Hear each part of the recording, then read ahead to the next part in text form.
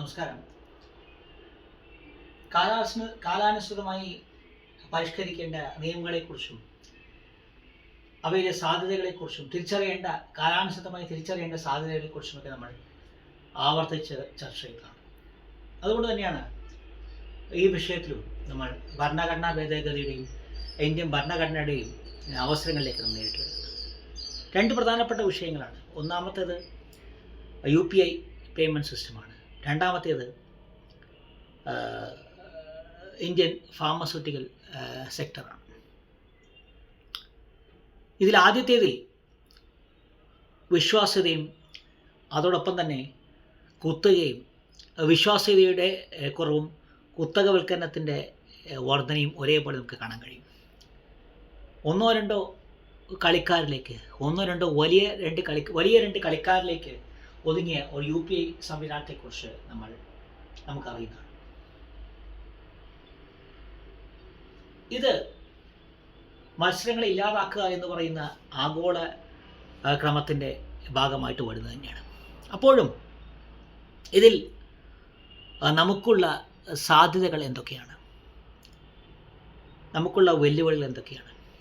Cyber സുരക്ഷയും digital ലിറ്ററസിയും digital ഫ്രോഡും ഒക്കെ വലിയ അളവോളം വിഷയമാവുകയാണ്. ഇത് മൂന്നും വലിയ അളവിൽ കേരളത്തിൽ ഉണ്ട് എന്നുള്ള ഒരു വൈരുദ്ധ്യവുമുണ്ട്. തീവ്രവാദം മുതൽ സാമ്പത്തികമായ തട്ടിപ്പ് വരെ ഒരേ സമയം നടക്കുന്ന ഒരു മേഖലയിൽ ലോകത്തിൽ തന്നെ ഏറ്റവും ആദ്യം ഡിജിറ്റൽ സാക്ഷരതയെക്കുറിച്ച് ചിന്തിച്ച ഒരു സംവിധാനം എങ്ങനെ അതിനെ പുതിയ കാലത്ത് നോക്കിക്കാണുന്നുള്ളത് വളരെ പ്രധാനപ്പെട്ടതാണ്. പ്രത്യേകിച്ചും പുതിയ സഹസ്രാബ്ദം, പുതിയ നൂറ്റാണ്ട്, കാൽനൂറ്റാണ്ട് പിന്നിടുമ്പോൾ UPI പേയ്മെൻറ്റ് സംവിധാനം നമുക്ക് കേരളത്തിന് സാധ്യത നൽകുന്നില്ലേ?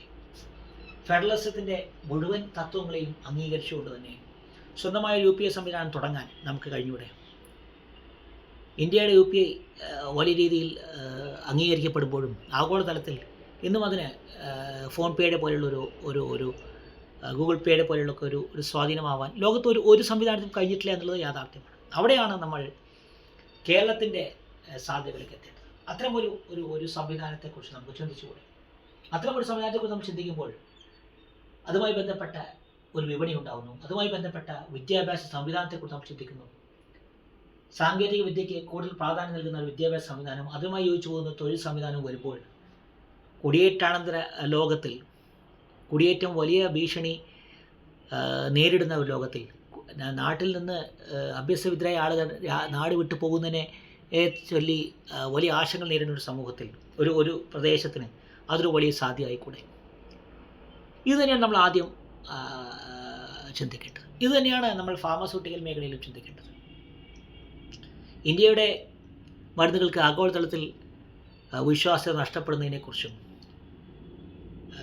മരുന്നുകളുടെ കൃത്യമായ നിലവാരം അളക്കലില്ലാത്തതിൻ്റെ മൂലം സംഭവിക്കുന്ന അപകടങ്ങൾ നമ്മൾ മഹാരാഷ്ട്രയിലും കർണാടകയിലും കാണുകയും ചെയ്യുമ്പോൾ ഒരു പുതിയ സംവിധാനത്തെക്കുറിച്ച് നമുക്ക് ചിന്തിച്ചുകൂടെ എന്നുള്ള വളരെ പ്രധാനപ്പെട്ട കാര്യമാണ്. ഇവിടെയും ഫെഡറലിസത്തെ അംഗീകരിച്ചതുകൊണ്ട് തന്നെ പുതിയ നൂറ്റാണ്ടിൻ്റെ, പുതിയ ശതാബ്ദത്തിൻ്റെ രണ്ടാം പാദത്തിലേക്ക് നമ്മൾ കടക്കുമ്പോൾ നമുക്ക് പുതിയ സാധ്യതകളെക്കുറിച്ച് വിശകലനം ചെയ്തുകൂടെ? ഇതും ഒരു തൊഴിൽ സാധ്യത തന്നെയാണ്. കേരളത്തിൻ്റെ ആരോഗ്യ മേഖലയ്ക്ക് ആഗോളതലത്തിൽ മികവുണ്ട്. അപ്പോഴും പാരാമെഡിക്കൽ സംവിധാനങ്ങളിൽ, നഴ്സിംഗ് സംവിധാനത്തിൽ നാട്ടിൽ ജോലി ചെയ്ത് ജീവിക്കാവുന്ന സാഹചര്യം നമുക്ക് ഉണ്ടാക്കാൻ കഴിയുന്നില്ല. അല്ലെങ്കിൽ ആഗോള മേഖലയോട് കിടപിടിക്കുന്ന രീതിയിലുള്ള ഒരു തൊഴിൽ സംസ്കാരം ഉയർത്തിക്കൊണ്ടുവരാൻ നമുക്ക് സാധിക്കുന്നില്ല. ഈ വെല്ലുവിളി നമുക്ക് ഇതിലൂടെ നേരിട്ടൂടെ എന്നുള്ള വളരെ പ്രധാനപ്പെട്ട കാര്യമാണ്. അവിടെ അത് ദേശീയ തലത്തിൽ അതൊരു വലിയ മാറ്റത്തിന് വഴിവെക്കുന്നുള്ളത് വളരെ പ്രധാനപ്പെട്ട കാര്യമാണ്. കാരണം ലാബ് ടെസ്റ്റിങ്ങും അതുമായി ബന്ധപ്പെട്ട നിലവാരമൊക്കെ വലിയ ചോദ്യചിഹ്നമായി തന്നെ ഇവിടെ ഉയരുകയാണ്. അതുമായി ബന്ധപ്പെട്ട് നിലവാരമുള്ള വ്യക്തികളുടെ, അല്ലെങ്കിൽ വൈദഗ്ധ്യമുള്ള വ്യക്തികളുടെ അഭാവമുണ്ട്. ഒരുപാട് നികത്തപ്പെടാത്ത ഒഴിവുകളുണ്ട്. കൃത്യമായി കേന്ദ്രീകൃതമായ ഒരു സംവിധാനം ഇല്ല എന്നുള്ള യാഥാർത്ഥ്യമുണ്ട്. ഇതെല്ലാം നമ്മുടെ മുന്നിൽ നിൽക്കുമ്പോൾ ഇതൊരു വലിയ സാധ്യതയായിട്ട് നമുക്ക് ഉയർത്തിക്കൊണ്ടുവന്നൂടെ? അതൊരു വളരെ വളരെ വളരെ പ്രധാനപ്പെട്ട ഒരു കാര്യം തന്നെയാണ് എല്ലാം കൊണ്ടും. കാരണം നമ്മൾ അത്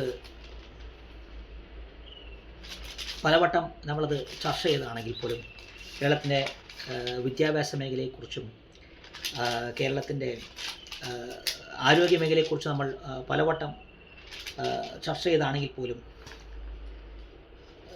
വലിയൊരളവോളം നമുക്ക് അതിൻ്റെ സാധ്യതകളിലേക്ക് ഇന്നും നമുക്ക് പൂർണ്ണമായി കടന്നു ചെല്ലാൻ കഴിഞ്ഞിട്ടില്ല. അവിടെയാണ് നമുക്ക് ഇത്തരമൊരു സാധ്യത നമ്മൾ വിശകലനം ചെയ്യേണ്ടത്.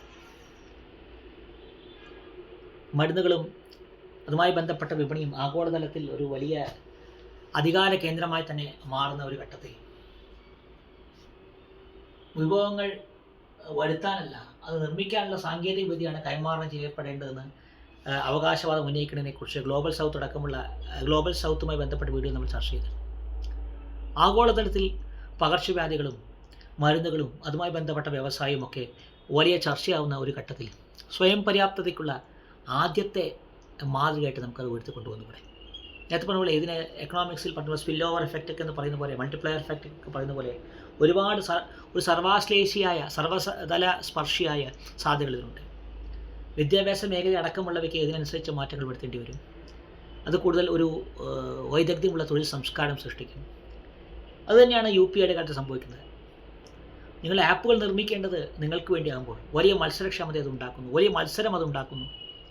സ്വകാര്യ മേഖലയിൽ കൂടുതൽ ആളുകൾ വരുന്നു. അത് ഒരു ഒരു ഒരു മത്സരം തിരിച്ചു കൊണ്ടുവരികയാണ്. എലിമിനേഷൻ ഓഫ് കോമ്പറ്റീഷൻ നമ്മൾ പറഞ്ഞതുപോലെ, സർവൈവൽ ഓഫ് ദി റിച്ചസ് എന്ന് പറഞ്ഞ പോലെ ആ രീതികൾ ഒഴിവായിട്ട് കൂടുതൽ മത്സരം വരുന്നു.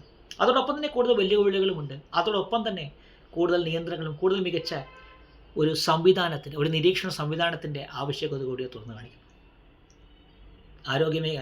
ഇന്ത്യൻ ആർമിയിലേക്ക് ഒഴിവുകളെക്കുറിച്ചും ഇന്ത്യൻ റെയിൽവേ ഒഴിവുകളെക്കുറിച്ചും നമ്മൾ പറഞ്ഞതുപോലെ അതേ ഗൗരവത്തിൽ തന്നെയാണ് നമ്മൾ ഫാർമസ്യൂട്ടിക്കൽ മേഖലയിലെ വിദഗ്ധരുടെ ഒഴിവ് നമ്മൾ കാണേണ്ടത്. അത് മരുന്ന് നിർമ്മാണമാവാം, മരുന്നുകളുടെ കൈമാറൽ, മരുന്നുകൾ ഒരിടത്ത് മറ്റൊരിടത്ത് എത്തിക്കലാവാം, അതിൻ്റെ ഗുണനിലവാരം അളക്കലാവാം. എല്ലാ വിഷയങ്ങളിലും, സാങ്കേതികവും അല്ലാത്തതുമായ വിഷയങ്ങളിലും വൈദഗ്ധ്യമുള്ളതും അല്ലാത്തതുമായ തൊഴിലാളികളുടെ അഭാവം ഈ മേഖലയിലുണ്ട് എന്നുള്ളത് കൊണ്ട് തന്നെ ഓരോ സംസ്ഥാനങ്ങളും തങ്ങളുടേതായ രീതിയിലുള്ള ഗുണനിലവാരത്തിലേക്ക് കടക്കുമ്പോൾ ദേശീയ തലത്തിൽ അതിൻ്റേതായ മാറ്റം വരും, അതിൻ്റെതായിട്ട് സമ്മർദ്ദമുണ്ടാകും, അതൊരു ഗുണപരമായ സമ്മർദ്ദമായിട്ട് മാറും.